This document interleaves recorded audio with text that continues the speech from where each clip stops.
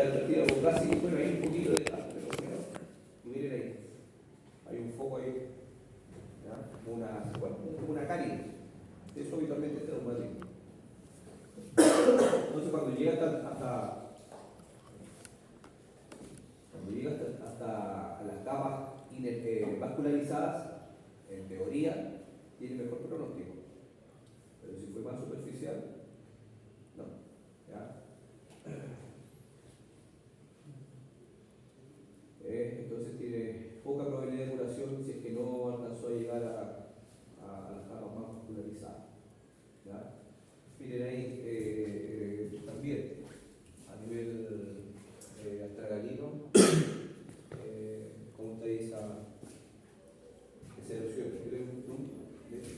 No recuerdo si es de internet, sí, de internet, porque estamos en fecha. Hay creo que en el taller, me parece, no me acuerdo, una imagen que un paciente mío que tiene eso, lo operaron, ya, un ingeniero que jugaba fútbol, a los 30 y tantos años lo operaron porque tenía un daño condenado importante por inestabilidad crónica. El clásico, el tobillo, se le pasaba, volvía a jugar, volvía a guisar, se le pasaba, volvía a seguir, nunca tenía. Después de cada evento nuevo ya era peor, ya no se recuperaba una semana, sino que sobre 2 semanas, cada mes, habían recidivas más significativas que otras, a veces menos mal, peores y así. Hasta que un día se ocurrió, fue el trauma, tomaron la resonancia y encontraron eso. Claro, eso gatillaba y generaba todo este cuadro de funcional. Entonces, muy mala la capacidad de regeneración, la red de colágeno no se pierde, ¿ya? Los proteoglicanos se desorganizan, bueno, y este es un dibujo, ¿cierto? Pero ahí es donde se puede comparar y es como gráfico para los pacientes que puedan entender un cuadro degenerativo. Entonces, esto es lo que necesitaba yo, y es si compromete o no el hueso subcortical. Si es así, puede en parte mejorar algo.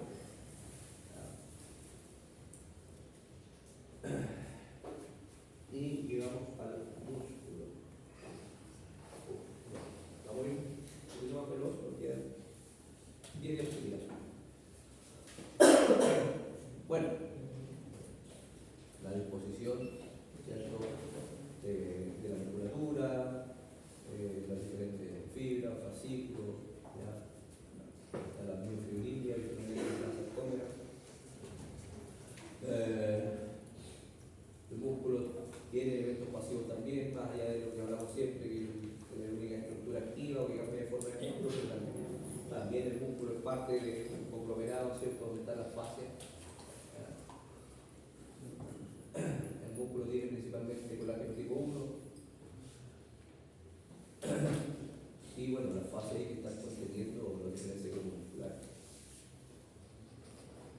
Y aquí viene el característico hasta llegar a los famosos 21 días. ¿Ya? La pérdida de la continuidad, ¿cierto? La solución de continuidad, proceso inflamatorio, muy importante ahí, los detiritus. Lo importante aquí, existe hoy día que hay altas técnicas invasivas. Antes de carro era, eco, hasta de carro, 21 días de reposo deportivo y después químico. Hoy en día existen diferentes mecanismos, hoy día hay muchos médicos que tienen solo que tienen ecógrafos portátiles, sobre todo los médicos que están facultados para hacer técnicas invasivas. ¿Qué se hace muchas veces? Es extraer el líquido inflamatorio. ¿Ya? Cuando es muy masivo, el proceso inflamatorio se extrae. ¿Por qué? Por lo mismo, porque ese líquido finalmente va a entorpecer o va a retrasar la etapa siguiente de la fibroblastogénesis. Entonces, sobre todo en la área deportiva, se utiliza harto esa técnica de extraer el líquido inflamatorio que está ahí circundante o que ocurrió la lesión. ¿Ya? Bueno, los macrófagos son los que generan su trabajo, ¿cierto? De liberar también todos los detritos, todos los desechos. Los fibroblastos, igual como en el tejido óseo hablamos de los osteoblastos, ¿cierto? Tienen las células no diferenciadas. En este caso mismo, son células potenciales que están ahí, en el caso de una ruptura, con un desgarro, diferenciarse para transformarse finalmente en miocitos. ¿Ya? Recuerden que un mecanismo similar ocurre en la hipertrofia.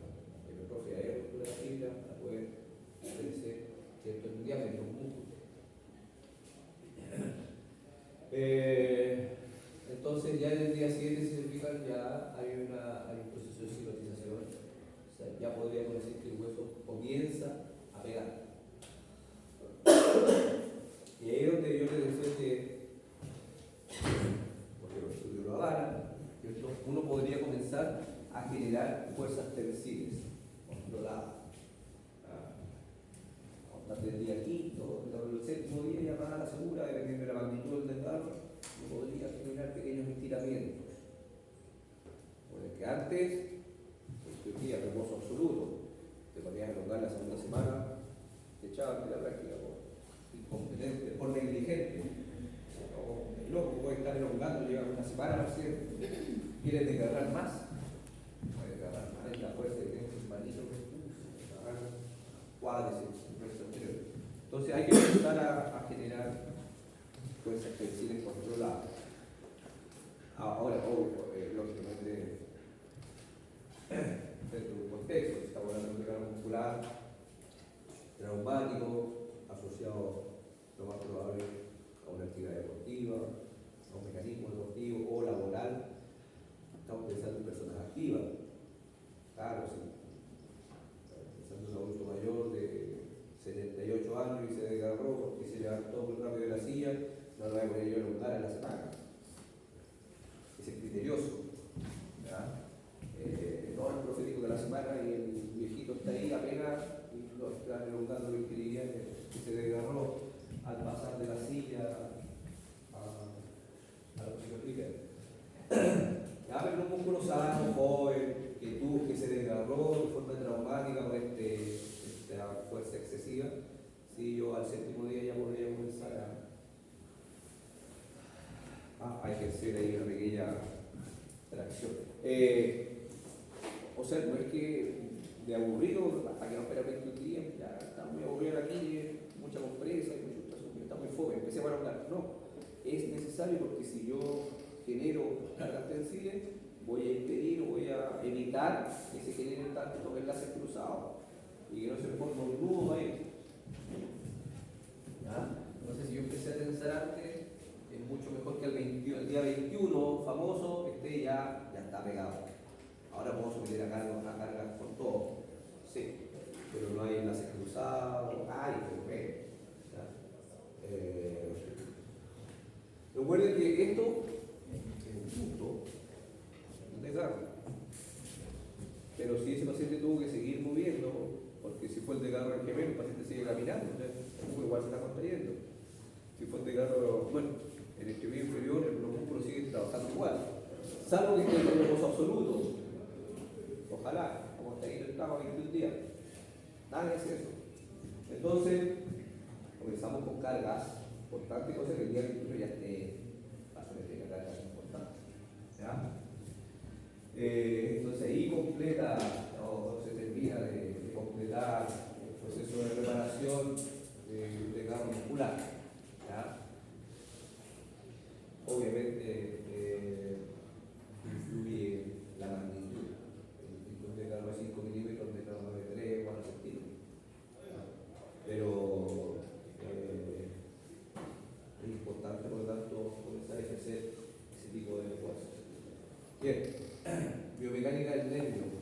El nervio no es un simple cable, no es un cable conductor que lleva aferencia al sistema nervioso central y devuelve la referencia hacia los efectores. Es la función más importante, sí, pero el nervio tiene vida también.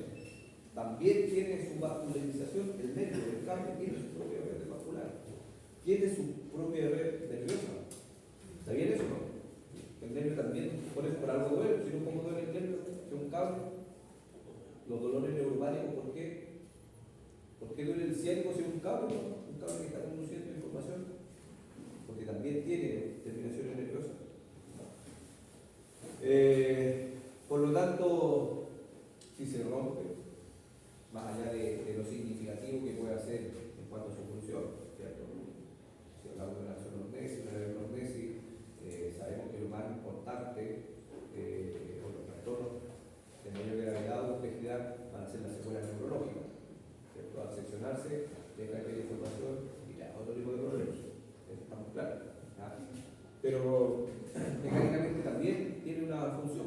Y si ese nervio tiene un atrapamiento que va a generar un dolor hacia distal, súper común a nivel del plexo braquial, a nivel del trapecio, a nivel cervical, ¿cierto? Y vienen todos estos trastornos dolorosos, cérvico braquial, que son súper perturbantes a los pacientes porque me duele como por acá y no sé, pero me duele mucho. Yo te digo, no sabe dónde. Un desgarro, duele ahí. La fractura, duele ahí. El equilibrio, duele ahí. Pero estos dolores neuropáticos y ahí cae lo que vimos la semana pasada, el dolor nociplástico, que aparece, el dolor neuropático que dice Michel Palmer, que deja de ser como un dolor nociceptivo relacionado con la estructura. Con sequía, el cuadro se hace un poquito más complejo.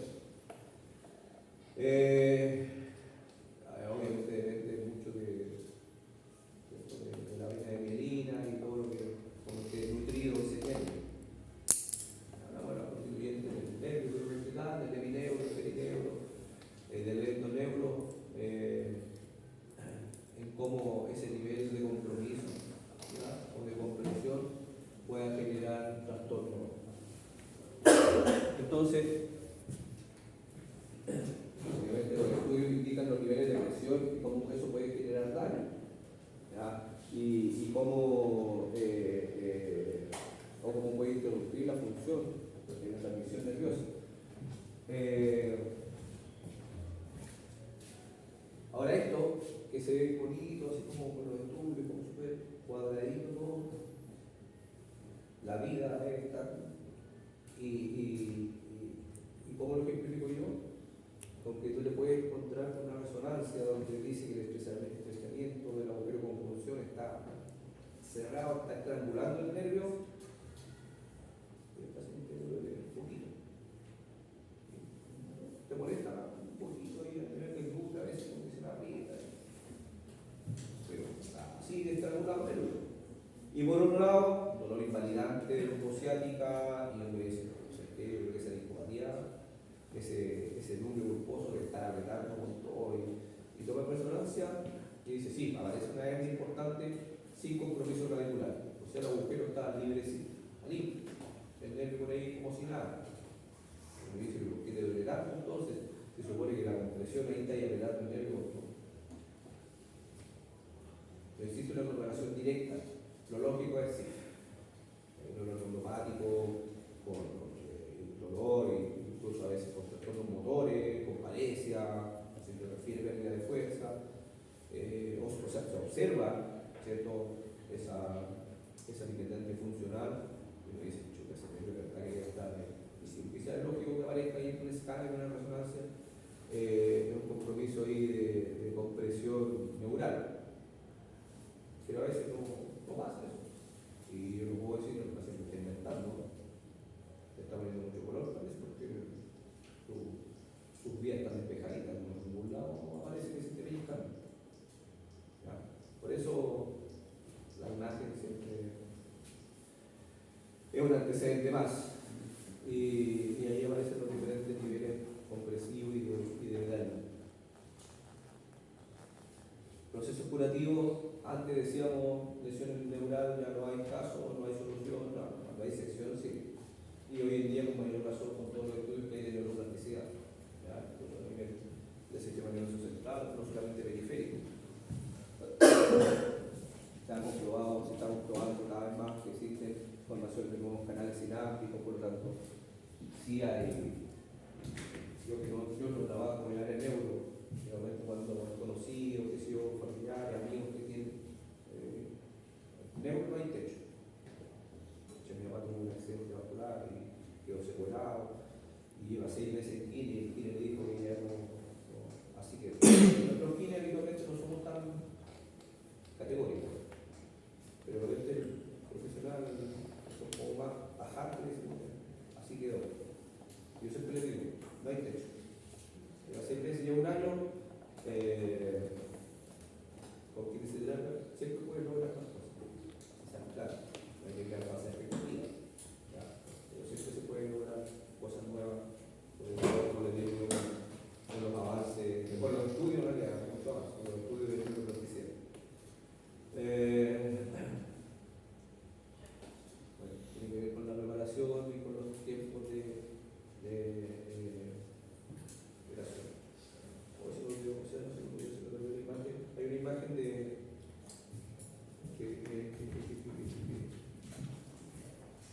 lo que hice la moción anterior, que tiene que ver con el nervio nervioso, que lo dije yo, ese concepto tiene que ver con la inervación de los nervios. Por eso es que los nervios duelen. ¿Ya? No sé lo que digo, ¿cómo se llama?